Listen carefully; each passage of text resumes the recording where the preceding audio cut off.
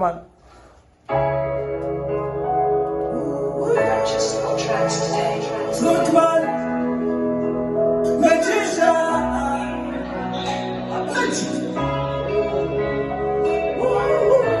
I believe we got MC Truth. We got Paladino. Nobody wanna round the rock. That is why it's in the book. It is one. Did you pay? You know, but there's a lot of this in a visa.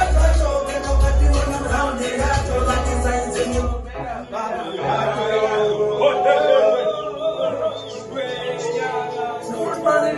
In the building, man. Big things for God, not the place.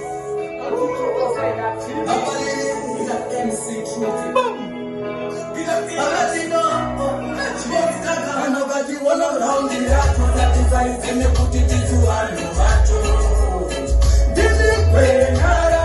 You know what is happening? You know it's a battle. Nobody wanna round the rock. That is why it's in the put it into one.